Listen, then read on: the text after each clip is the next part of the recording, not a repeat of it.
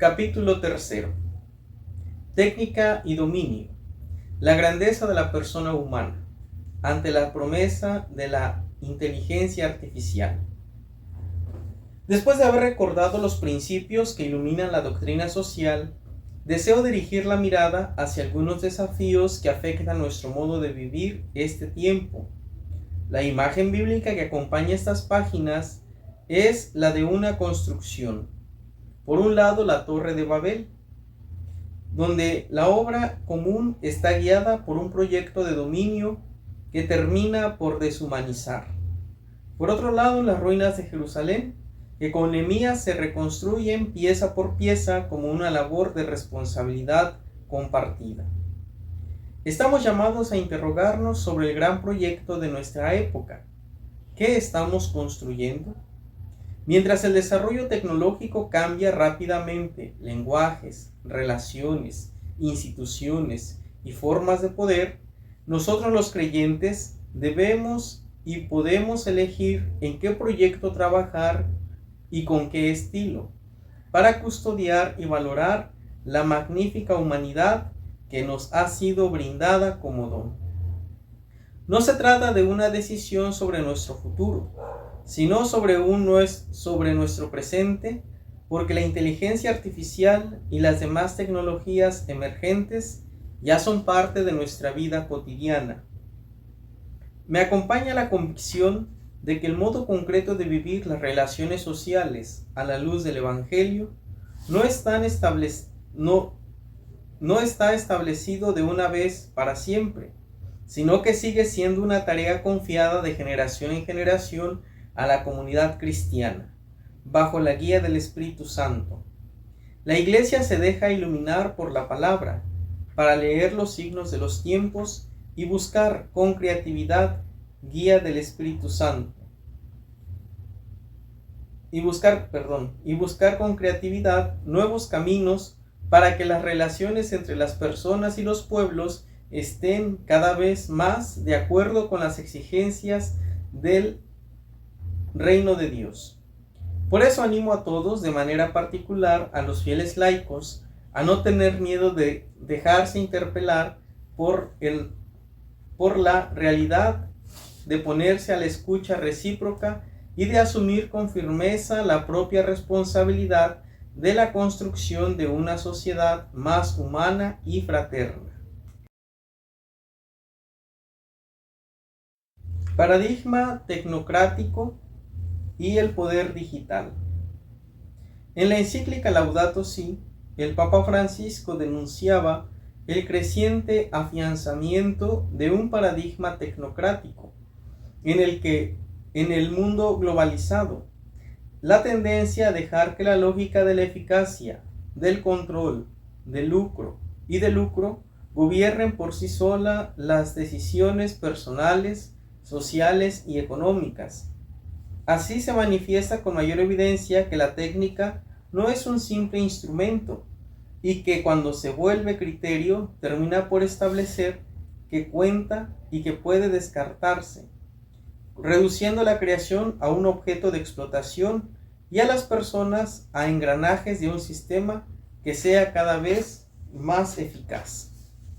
Este paradigma se ha extendido rápidamente en los últimos años, también como efecto de la difusión de la inteligencia artificial, las ciencias cognitivas, la nanotecnología, la robótica y la biotecnología en sí mismas. Dichas innovaciones pueden ser una gran ayuda para el desarrollo humano integral y el cuidado de la casa común, pero precisamente por su poder pueden actuar como un acelerador del paradigma tecnocrático y por ello necesitan un nuevo marco espiritual, ético y político. Más poderoso no significa necesariamente mejor. En este sentido, siguen siendo actuales las palabras de Romano Guardini: el hombre moderno no está preparado para utilizar el poder con acierto. El peligro de que la humanidad sea víctima de sus propias conquistas había sido ya percibido con lucidez por San Pablo VI, cuando advertía que los progresos científicos más extraordinarios, las proezas las proezas técnicas más sorprendentes, el crecimiento económico más prodigioso, si no van acompañados de un auténtico progreso social y moral, se vuelven, en definitiva, contra el hombre. Por eso, el progreso técnico, valioso en sí mismo, requiere un discernimiento sobre la visión antropológica que lo guía y los fines que persigue. Si el desarrollo tecnológico avanza sin una adecuada maduración ética y social, puede suceder que aumenten los medios sin que crezca en la misma medida de la humanidad. Se tiene más, pero no se es más, y la persona corre el riesgo de ser valorada principalmente en base al rendimiento que ofrece. Aquí es necesario reconocer un aspecto decisivo que ya he mencionado antes. En muchos casos, en el contexto digital, el control de las plataformas, la infraestructura, los datos y la capacidad de cálculo no es prerrogativa de los estados, sino de grandes actores económicos y tecnológicos, que, de hecho, determinan las condiciones de acceso, las reglas de visibilidad y las mismas posibilidades de participación. Cuando un poder de tal magnitud se concentra en pocas manos, tiende a hacerse opaco y a eludir el control público, y crece el riesgo de un desarrollo distorsionado que provoca nuevas dependencias, exclusiones, manipulaciones y desigualdades. Frente a esta concentración de poder en el mundo digital, los grandes principios de la doctrina social se convierten en criterios para juzgar y discernir el nuevo escenario, la dignidad inalienable de una persona, del bien común, el destino universal de los bienes, la subsidiariedad, la solidaridad y la justicia social. Esos principios exigen verificar si el poder de las infraestructuras digitales y de los algoritmos favorece realmente a la participación y la responsabilidad, protege a los más vulnerables, asegura un acceso equitativo a las oportunidades, se ordena el bien de todos. Con estas premisas podemos entonces considerar más de cerca qué es la inteligencia artificial, qué posibilidades abre y qué riesgos comporta. La inteligencia artificial. No es mi intención ofrecer aquí un tratado sobre la inteligencia artificial, ni recorrer una bibliografía que ya es muy amplia.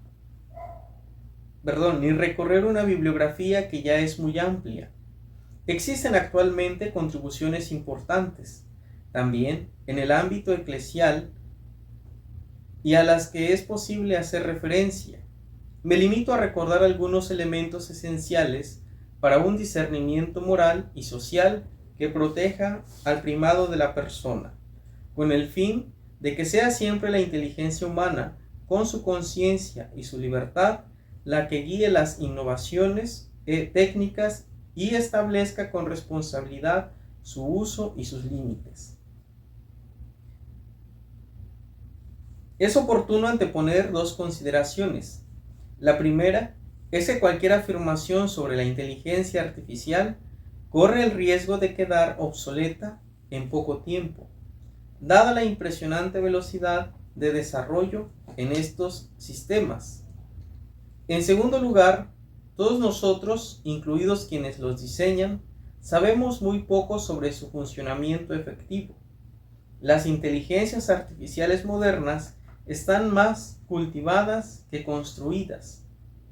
Los desarrolladores no diseñan directamente cada detalle, sino que crean una arquitectura sobre la cual la inteligencia artificial crece. En consecuencia, los aspectos científicos fundamentales, como las representaciones internas y los procesos computacionales de estos sistemas, siguen siendo desconocidos. Se manifiesta, por tanto, la urgencia de un doble compromiso. Por una parte, una profundización de la investigación científica. Por otra, un ejercicio de discernimiento moral y espiritual. No es posible dar una definición única y completa de la inteligencia artificial. Lo que podemos decir es que hay que evitar el equívoco de equiparar esta inteligencia a la humana. Estos sistemas imitan ciertas funciones de la inteligencia humana. Al hacerlo, a menudo, la superan en velocidad y amplitud de cálculo, ofreciendo beneficios concretos en numerosos campos. Y sin embargo, esta potencia sigue ligada exclusivamente al tratamiento de datos. Las denominadas inteligencias artificiales no viven una experiencia, no poseen un cuerpo, no pasan por la alegría y el dolor, no maduran en las relaciones, ni conocen desde dentro lo que significan el amor, el trabajo, la amistad y la responsabilidad. Tampoco tienen una conciencia moral, no juzgan el bien y el mal, no captan el sentido último de las situaciones, ni asumen el peso de las consecuencias,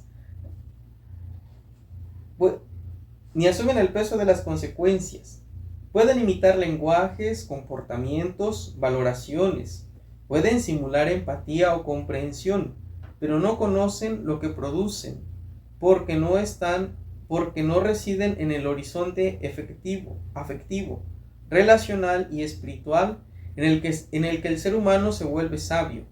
Incluso cuando dichos instrumentos se presentan como capaces de aprender, lo hacen de modo diferente al de la persona humana. No es experiencia de quien se deja modelar por la vida y crece en el tiempo por medio de las decisiones, errores, perdón y fidelidad. Es más bien una adaptación estadística a partir de datos y retroalimentaciones que puede ser muy eficaz, pero no implica un crecimiento interior. Una ayuda valiosa que requiere atención. A la luz de cuanto se ha dicho, podemos comprender mejor que la inteligencia artificial puede ser una valiosa ayuda y al mismo tiempo exija un enfoque prudente y cauteloso. En los últimos años, su uso privado ha crecido notablemente y desde distintos ámbitos se reflexiona sobre las oportunidades y los riesgos vinculados a su rápida difusión. En el uso personal, 3 aspectos en particular deben ser atendidos en especial consideración: la facilidad para lograr el resultado, la impresión de objetividad y la simulación de la comunicación humana, la velocidad y la sencillez con la que es posible obtener indicaciones, elaboraciones complejas, contenidos mediáticos y formas de asistencia concreta simplifican nuestras vidas. Pero también pueden acostumbrarnos a delegar demasiado y a buscar respuestas rápidas, debilitando el juicio personal y la creatividad.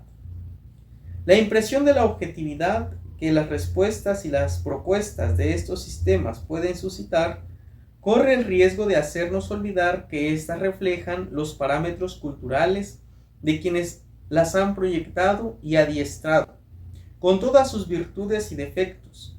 La imitación artificial de una comunicación humana positiva, palabras de consejo, de empatía, de amistad, de amor, puede resultar gratificante e incluso útil,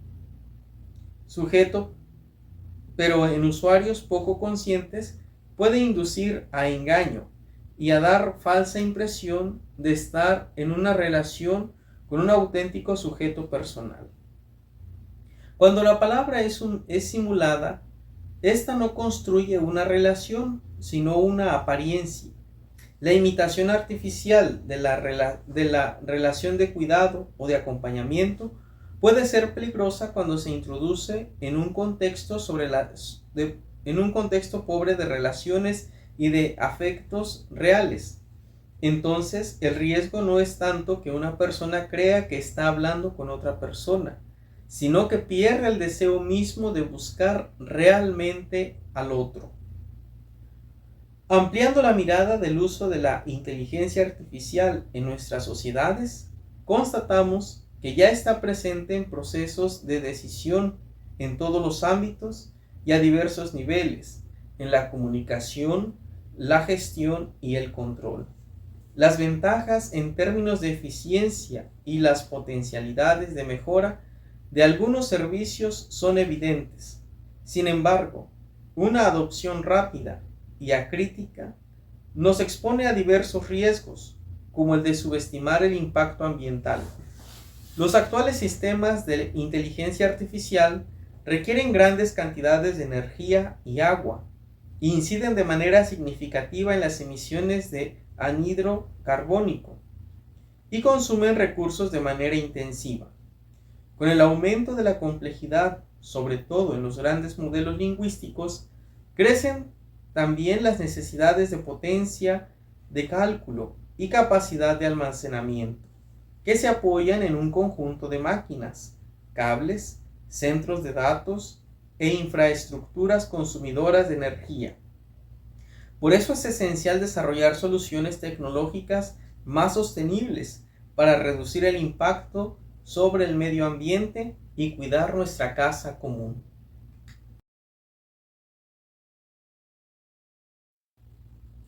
Responsabilidad, transparencia y gobernanza de la inteligencia artificial.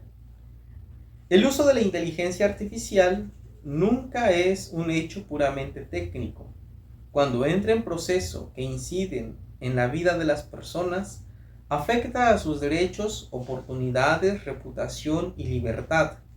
Las decisiones delicadas que repercuten en el trabajo, el acceso a créditos y a otros servicios y la reputación de las personas corren el riesgo de ser confiadas completamente a sistemas automatizados que no conocen la compasión, la misericordia, el perdón y sobre todo la apertura a la esperanza de cambio en el individuo, pudiendo así producir nuevas formas de descarte. Después de haber usos evidentemente antihumanos, como la manipulación de la información o la violación de la privacidad, pero puede haber también un engaño menos evidente, cuando los sistemas de la inteligencia artificial, presentándose como neutrales y objetivos, reflejan y refuerzan estereotipos o posiciones ideológicas de quienes los han diseñado y programado. Confiar en la práctica a un algoritmo el poder de seleccionar quién es digno y quién no, sin que nadie asuma el peso de la decisión, significa encomendarle la tarea a redefinir los límites de las posibilidades humanas. Lo que disminuye en este proceso no es solo la empatía hacia el excluido, que puede ser imitada artificialmente, sino la responsabilidad política, porque el descarte de los débiles queda revestido de una neutralidad y una objetividad ante las cuales es imposible protestar. Y de ese modo, la injusticia se realiza silenciosamente, y la compasión, la misericordia y el perdón, no como simple apariencia, sino como gestos políticos, desaparece del horizonte. De esto se deriva una consecuencia sencilla, pero apremiante. No podemos considerar a la inteligencia artificial como moralmente neutra. En realidad, todo artefacto técnico lleva consigo decisiones y prioridades, lo que mide, lo que ignora, lo que optimiza y el modo en que clasifica personas y situaciones.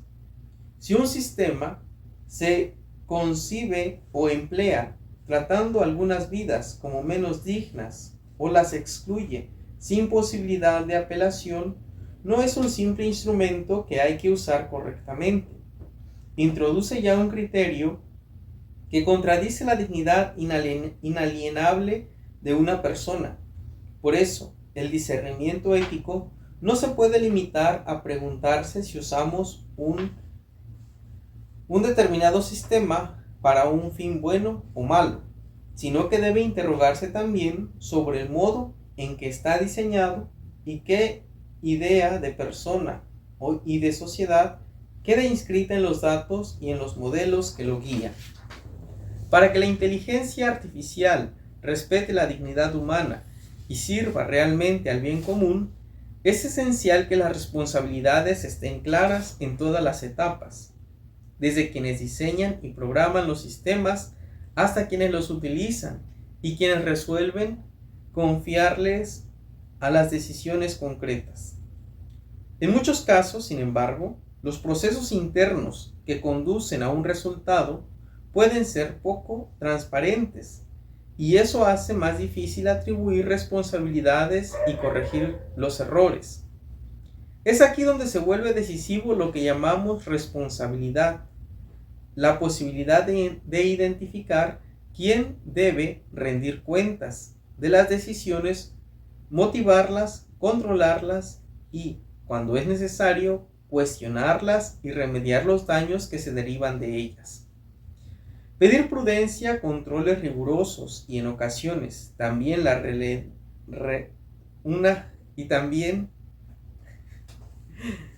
pedir prudencia, controles rigurosos y en ocasiones también una ralentización en la adopción de la inteligencia artificial no significa estar en contra del progreso, sino ejercitar un cuidado responsable hacia la familia humana. Esta exigencia es aún más urgente porque existe a menudo un desequilibrio entre la velocidad del desarrollo tecnológico y el ritmo al que maduran la conciencia, las normas, los controles y las instituciones capaces de gobernar sus efectos. No basta invocar genéricamente la ética, se necesitan marcos jurídicos adecuados, vigilancia independiente, educación de los usuarios, una política que no renuncie a su tarea. De otro modo, el cambio será gobernado solo por las lógicas tecnocráticas y presentando como necesario e imprescindible, terminando por imponer reglas dictadas por quienes poseen datos, infraestructuras y capacidad de cálculo. No podemos limitarnos a invocar la moralización de la máquina, la denominada alienación de la inteligencia artificial con los valores humanos, sin tener la valentía de poner la condición ulterior, la posibilidad de discutir el código ético, que debe ser usado sometiéndolo a criterios de justicia social compartida. De lo contrario, quien controla la inteligencia artificial impondrá su propia visión moral, que se convertirá en la infraestructura invisible de los sistemas. No servirá de nada una inteligencia artificial más moral, si esta moral es decidida por unos pocos. Se necesita una política más presente, capaz de ralentizar donde todo acelera y de proteger los espacios en los que las comunidades pueden seguir participando e interrogándose. En efecto, como ocurre con todo gran avance tecnológico, la inteligencia artificial tiende a aumentar sobre todo el poder de quien ya dispone de recursos económicos, competencias y acceso a los datos. A la luz del bien común y del destino universal de los bienes, este fenómeno suscita seria preocupación. Pequeños grupos muy influyentes pueden orientar informaciones y consumos, condicionar procesos democráticos e incidir en las dinámicas económicas en beneficio propio, contradiciendo la justicia social y la solidaridad entre los pueblos. Por eso es indispensable que el uso de la inteligencia artificial, sobre todo cuando involucra bienes políticos y derechos fundamentales, esté acompañado de criterios claros y controles efectivos, inspirados en la participación y la subsidiariedad. Las comunidades y los cuerpos intermedios no pueden ser reducidos a destinatarios de decisiones tomadas en otros lugares, sino que deben poder contribuir al discernimiento y a la vigilancia. Además, la propiedad de los datos no puede confiarse solo al sector privado, sino que debe reglamentarse. Estos son fruto del aporte de muchos y no pueden ser vendidos o confiados a unos pocos. Hace falta una creatividad capaz de gestionar como uno de los bienes comunes o colectivos en la lógica del compartir, como ya sugería San Juan Pablo II a propósito de los bienes colectivos. Los principios de la doctrina social nos ayudan a leer esta nueva realidad en un mundo donde pocos sujetos concentran datos, capital informativo y capacidad normativa. Hablar de bien común significa desenmascarar esta nueva asimetría epistémica, económica y política, nombrando los nuevos monopolios de la inteligencia artificial. Hablar de destino universal de los bienes significa encontrar modos de asegurar el acceso universal a las tecnologías y a la formación. Hablar de subsidiariedad exige proteger la capacidad de las comunidades de recibir y corregir sin relegar su intervención a una vigilancia posterior, una vez que los estándares hayan sido establecidos en otro sitio. Hablar de solidaridad nos obliga a reconocer el trabajo invisible, a menudo explotado, que alimente los modelos algorítmicos. Hablar de justicia pide cuestionar las geografías del poder que definen a quién puede programar los modelos y quién es solo objeto de esa programación. Y reconocer que la justicia social no es solo un objetivo que hay que tutelar después de la adopción de las tecnologías, sino una condición que se debe poner en práctica desde su diseño. Quisiera por último usar una palabra muy importante para mí: desarmar. Desarmar la inteligencia artificial significa sustraerla a la lógica de la competencia armamentística, que hoy ya no es solo militar, sino económica y cognitiva.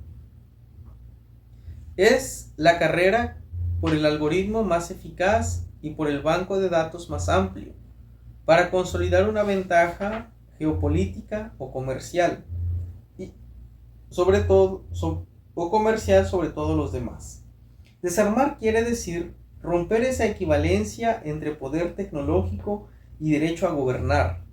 Desarmar no significa renunciar a la tecnología, sino impedirle el dominio sobre lo humano.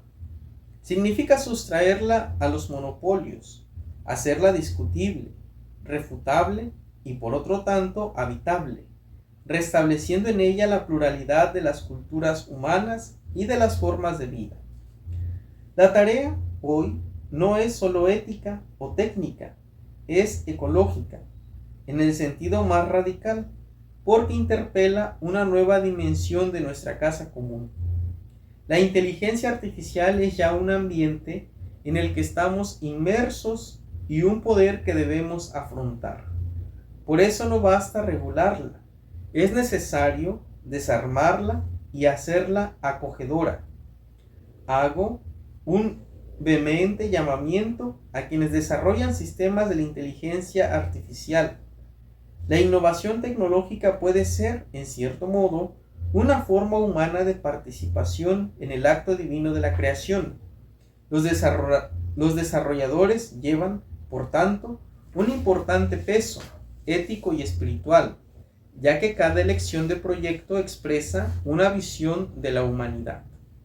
Así como el autor de una obra artística o literaria está obligado a considerar los valores que manifiesta, así también ellos están llamados a tratar con la debida seriedad a los valores que infunden en sus proyectos, con transparencia, con responsabilidad hacia las comunidades involucradas y con atención a verificar lo que se cultiva sea realmente un bien.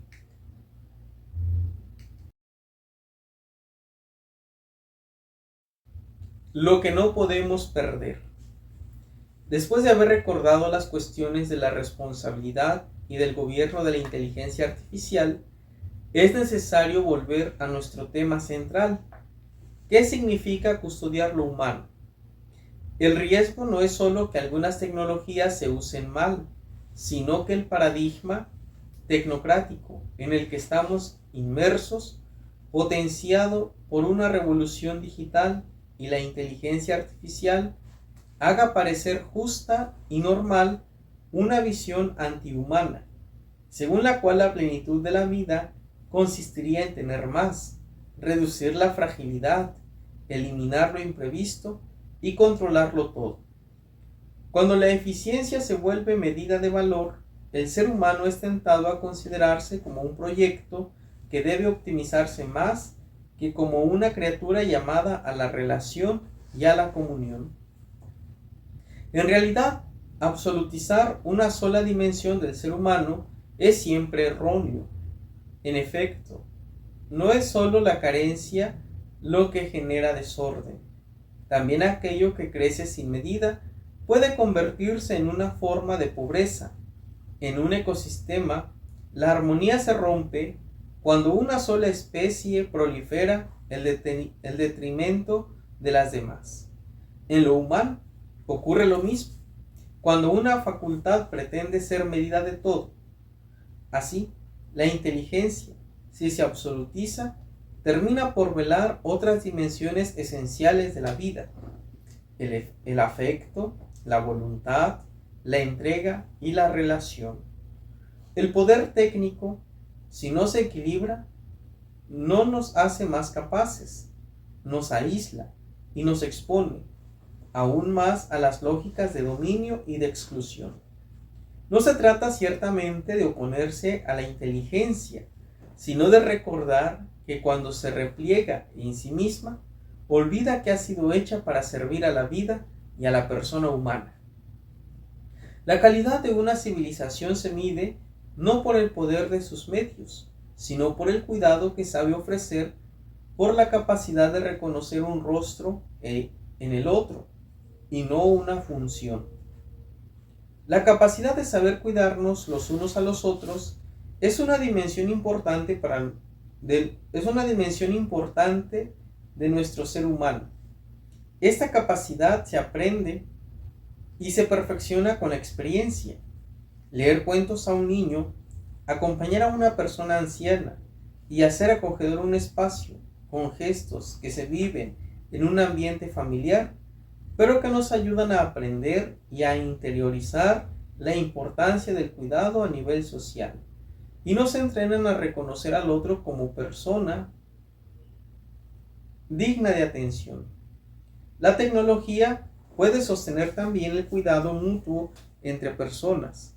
Por ejemplo, si ofrece instrumentos que ayuden a prever y organizar, sin despojar al ser humano de su libertad y de su juicio, en cuanto sujeto de relaciones y responsable de decisiones. La tecnología puede sostener también el cuidado mutuo entre personas. Por ejemplo, si ofrece instrumentos que ayuden a prever y organizar, sin despojar al ser humano de su libertad y de su juicio, en cuanto sujeto de relaciones y responsable de decisiones. Narrativa de fondo: transhumanismo y posthumanismo.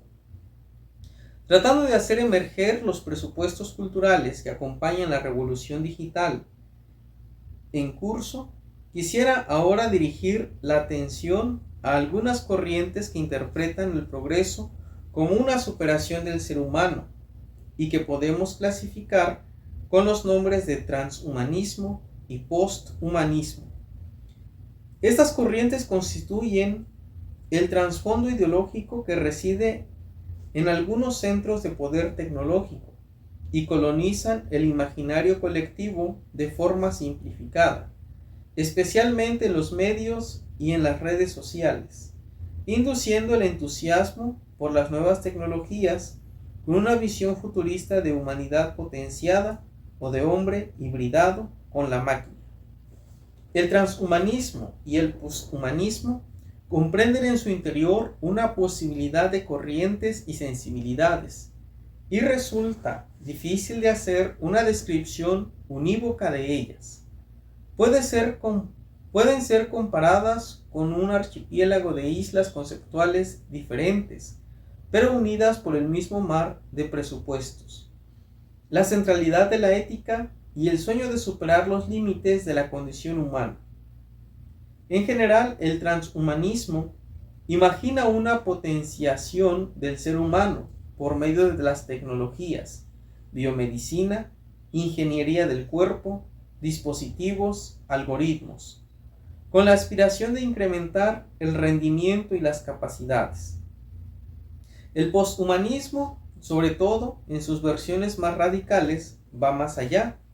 Critica el antropocentrismo y plantea una forma de hibridación entre el ser humano, la máquina y el ambiente, hasta imaginar que atravesará el umbral en el que la humanidad se supera a sí misma, entrando a una nueva etapa evolutiva. Aun cuando estas hipótesis siguen siendo en gran parte especulativas, van adquiriendo relevancia porque modifican el imaginario colectivo y en consecuencia orientan las decisiones sociales, económicas y políticas. El punto crítico a la luz de la doctrina social de la Iglesia no es el uso de la técnica en cuanto tal, sino la visión que allí subyace. Si el ser humano es tratado como materia para ser perfeccionada o superada, entonces se vuelve más fácil aceptar que algunos sean considerados menos útiles, menos deseables, menos dignos. En nombre del progreso se pueden llegar a pensar en sacrificios necesarios y hacer pagar a los más vulnerables el precio de una presunta optimización de la especie.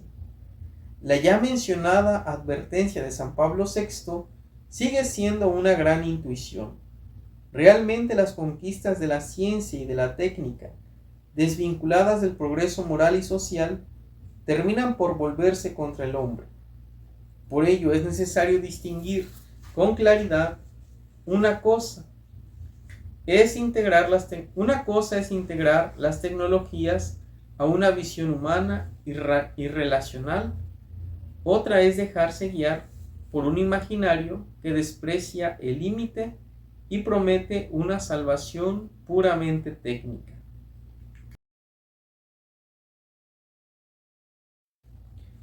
El límite, el corazón, la grandeza del ser humano.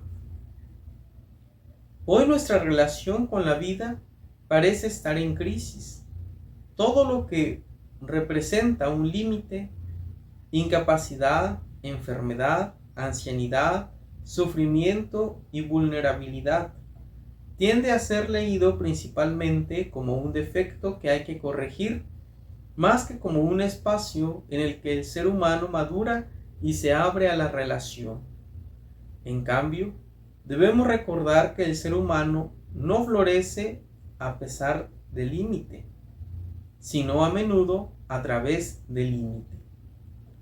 Una visión de la realidad a la luz de la fe ayuda a reconocer lo que llamamos contingencia de las cosas de este mundo.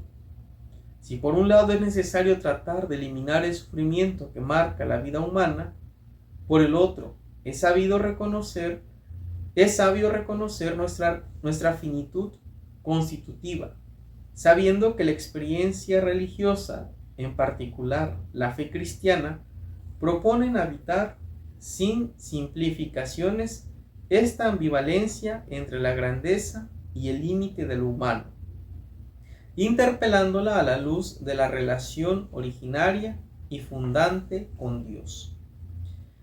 Es precisamente en nuestro ser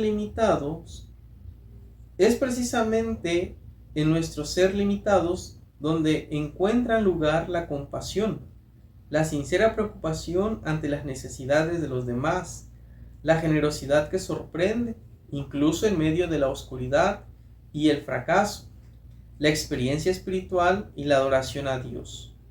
Lo vemos en tantos momentos en los que el límite se hace tangible en nuestra vida, cuando recibimos un rechazo, cuando sufrimos a causa de la enfermedad o la muerte de una persona amada, cuando experimentamos la incapacidad o el error.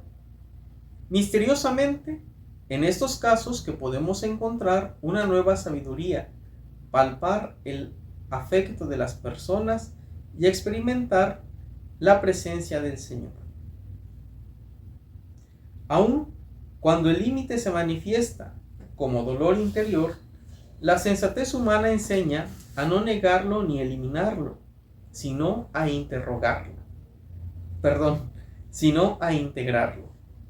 Para eliminar totalmente el dolor, será necesario, a fin de cuentas, apagar también el amor y el deseo. Quien ama y desea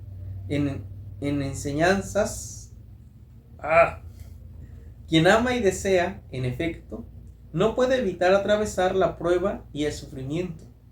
Por eso, a lo largo de los años, conservamos en nosotros enseñanzas que quedan marcadas como cicatrices en memoria del camino realizado entre libertad y caídas, sueños y decepciones. Solo gracias al entramado de estos elementos se realizan en el corazón esas maravillas interiores que nos hacen saborear el gusto más dulce de nuestro ser humanos. Renunciar a esta aventura, al mismo tiempo dramática y espléndida, en nombre de una presunta superación de todo límite, podría ser cualquier cosa, pero no significaría ser humanos. La corrupción moral de nuestro límite criatural, el mal que evidentemente agita el corazón del hombre, arruina la sociedad y la vida, llegando incluso a extremos de deshumanidad. Y sin embargo, también esta dolorosa forma de límite deja resquicios al bien. Aun cuando el ser humano se deshumaniza y provoca tragedias, una pequeña luz sigue brillando en la humanidad. Sigue siendo capaz de reavivarse con la gracia de Dios, recorriendo caminos de conversión y reconciliación. Víctor Frank decía justamente que en los momentos de horror hemos llegado a conocer al hombre en estado puro. El hombre, ese ser capaz de inventar las cámaras de gas de Auschwitz, pero también el ser humano que ha entrado en estas mismas cámaras con la cabeza erguida y el Padre Nuestro o el Shema Israel en los labios. La finitud, cuando se acoge en la verdad, no empobrece al ser humano, sino que lo abre al reconocimiento del rostro de Dios y del otro. Por lo demás, precisamente porque experimenta el límite, la vulnerabilidad, el dolor, el fracaso, puede reconocer la dignidad propia y ajena como inviolable, y en la misma experiencia del límite sigue siendo capaz de intuir una fraternidad más grande que él mismo y de reconocer la injusticia como escándalo. La cultura y el arte, cuando son auténticos, custodian esta chispa, impidiendo la normalización del mal. De ese modo, algunas obras han asumido un valor casi profético. La novena sinfonía de Beethoven como deseo de unidad, Guernica como denuncia de la deshumanización, la lista de no sé pronunciar, la lista de Schindler, ¿cómo se dice? Como una invitación a no entregar el pasado al olvido. Schindler, ¿no? Algo así se dice, algo así se menciona. Schindler, lo he escuchado, pero ahorita que lo veo aquí no alcanzo a relacionar sin lo mismo. La historia no se presenta solo como el catálogo de nuestras acciones violentas, sino también como la prueba de que el ser humano sabe fundar instituciones capaces de proteger la vida común. En los últimos 2 siglos lo vemos en algunos acontecimientos emblemáticos. El nacimiento del Comité Internacional de la Cruz Roja en 1863, cuya neutralidad operativa garantiza un cuidado compasivo para todos. El largo proceso que ha llevado a la abolición de la esclavitud, que no ha sido un simple cambio jurídico, sino una transformación de la conciencia. La fundación de la Organización de las Naciones Unidas en 1945 y la Declaración Universal de los Derechos Humanos en 1948, que han fijado un lenguaje común para decir, al menos como ideal compartido, que la dignidad es universal. La Convención sobre los Refugiados en 1951, que reconoce un deber de protección a los que huyen de persecuciones y amenazas. En estos ejemplos, el deseo de bien se traduce concretamente en formas públicas, normas, instituciones, prácticas, capaces de limitar la fuerza y defender a los vulnerables. Pero nada de eso ha surgido sin ser enfrentado por resistencias, intereses mezquinos e inercias culturales. Las conquistas morales tienen casi siempre el rostro de un camino largo y fatigoso, marcado también por contratiempos. Pensemos en los procesos de paz interrumpidos o en la lenta ampliación de los compromisos ambientales. Aún así, precisamente la fragilidad de estos resultados demuestra cuán preciosa es la responsabilidad de quienes los inician y los sostienen. Algunos acontecimientos ayudan a ver que la historia puede cambiar cuando al menos un solo hombre o una sola mujer se toma realmente en serio la dignidad de todos. El movimiento por los derechos civiles en los Estados Unidos de América, vinculado al testimonio de Martin Luther King Jr., o el fin del apartheid en Sudáfrica, después de la liberación de Nelson Mandela y su decisión de no poner el futuro en manos del odio. En diversos contextos se han distinguido además mujeres valientes y generosas como Santa Laura Montoya, Santa Teresa de Calcuta, Dorothy Day, María Sklodowska-Curie, María Montessori, Elizabeth Elliot, Wangari Maathai, Benazir Bhutto y otras tantas de todos los continentes que con su esfuerzo han contribuido a hacer más humana la historia. Junto a estos signos públicos existe una trama más directa pero decisiva: las comunidades religiosas que eligen lugares pobres y peligrosos, los mártires de la fraternidad y de la justicia, como San Maximiliano María Kolbe, San Óscar Romero y el beato Enrique Angelilli, junto con testigos que han encarnado en condiciones duras y a menudo inhumanas la esperanza del Evangelio y la dignidad del hombre, como el venerable François Xavier Nguyen Van Thuan, y sobre todo los mártires de lo cotidiano, que curan, educan, acompañan y consuelan discretamente, como los padres de familia, los enfermeros, los médicos, los voluntarios y las personas que están junto a los ancianos o a los excluidos. Su testimonio muestra que el bien no progresa de manera automática, sino que requiere perseverancia, memoria y una conversión que hace capaces de recomenzar incluso después de las derrotas. Precisamente esta convergencia de instituciones justas, testimonios creíbles y fidelidades cotidianas mantienen viva la esperanza e indica una dirección: hacer que la técnica crezca sin que se repliegue el corazón. Por eso la humanidad, magnífica y herida, no debe ser sustituida ni superada. Puede acoger los progresos de la técnica para aliviar los sufrimientos y abrir posibilidades nuevas, siempre que no reniegue de aquello que la hace ser ella misma, es decir, la capacidad de relación y del amor.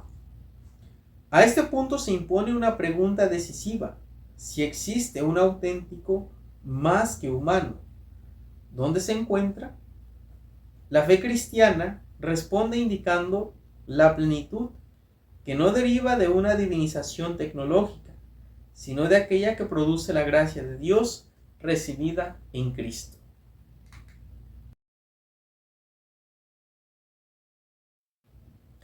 El verdadero más que humano, gracia y humanismo cristiano. La expresión más que humano no pertenece solo al lenguaje de las promesas técnicas. Desde hace siglos la tradición cristiana afirma que el ser humano no está encerrado en los límites de la propia naturaleza, sino que está llamado a trascenderse a sí mismo, no para huir de la realidad o despreciar el límite, sino para realizarse en el amor. La fe conoce aún más allá, que nace del don de Dios. Esa transformación es obra del Espíritu Santo, como señalaba Santo Tomás de Aquino. Ese proceso de elevación y transformación sobrepasa la capacidad de la naturaleza humana, porque hay una distancia infinita entre nuestra naturaleza y la vida de Dios. Sin embargo, es posible ser introducidos en el seno de esa vida inextinguible, incluso mientras caminamos entre los límites de este mundo. Y quien hace posible este camino solo puede ser el infinito que se da. Y quien hace posible este camino solo puede ser el infinito que se da. Es Dios mismo, quien supera la desproporción infinita. Así se realiza la recreación de lo humano. El que vive en Cristo es una nueva criatura. Lo antiguo ha desaparecido. El ser nuevo se ha hecho presente. Cuando aceptamos esta responsabilidad de trascendernos a nosotros mismos con la gracia de Dios, no renegamos de nosotros mismos. No nos volvemos menos humanos. Por el contrario, como explicaba el Papa Francisco, llegamos a ser plenamente mismos. Llegamos a ser plenamente humanos cuando somos más que humanos, cuando le permitimos a Dios que nos lleve más allá de nosotros mismos para alcanzar nuestro ser más verdadero. Aquí se encuentra la diferencia radical respecto a los sueños prometeicos. Lo que salva, lo humano, no es la autosuficiencia potenciada, sino una relación que libera, la comunión que transforma. Lo que salva, la comunión que transforma. Frente a esto, una tecnología que clasifica y optimiza lo que ya existe puede ser. Y optimiza lo que ya existe puede ser, sin querer, un obstáculo al cambio y al crecimiento. Para un algoritmo, el error es algo que hay que corregir. Para una persona, puede ser el inicio de un cambio profundo.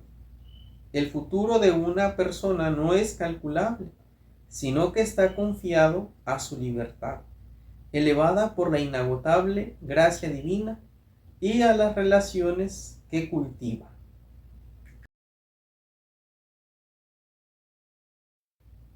Dos ciudades y dos amores. El humanismo cristiano no rechaza la ciencia ni la técnica, sino que las asume con gratitud y realismo, y la sitúa con los pies en la tierra, dentro de una vocación más alta. La inteligencia creativa del ser humano es un don que puede aliviar sufrimientos y abrir nuevas posibilidades, pero debe permanecer ordenada al bien común, a la justicia, al cuidado de los frágiles y de la creación. En este sentido, la verdadera alternativa no está entre el entusiasmo y el miedo, sino entre dos modos de construir: un progreso que sirve a la persona y a los pueblos, o un progreso que los doblega a las lógicas del poder. Al final, la pregunta decisiva sigue siendo la indicada por San Juan Pablo II. ¿La inteligencia artificial hace la vida del hombre sobre la tierra en todos sus aspectos más humana? ¿La hace más digna del hombre?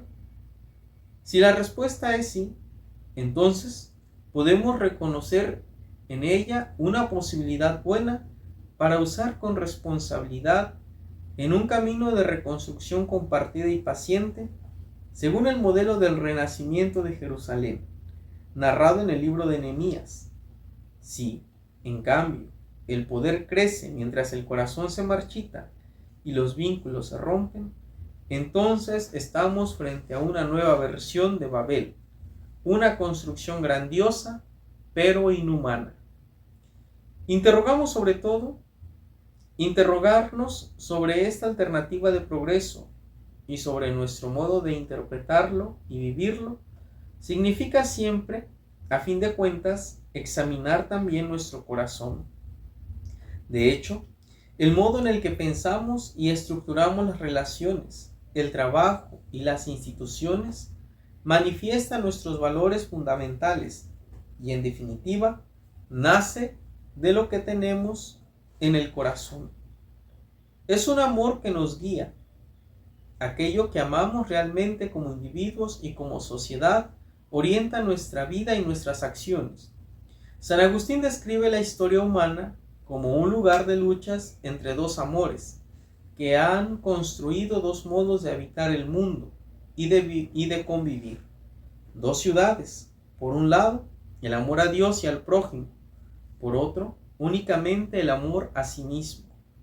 Dos amores han dado origen a dos ciudades, el amor de sí mismo hasta el desprecio de Dios, la terrena, y el amor de Dios hasta el desprecio de sí, la celestial. Como en toda historia humana, también hoy estos dos amores luchan en nuestro corazón por el predominio. El tiempo de la inteligencia artificial no escapa a esta regla. La construcción de Babel o la de Jerusalén comienzan en cada uno de nosotros.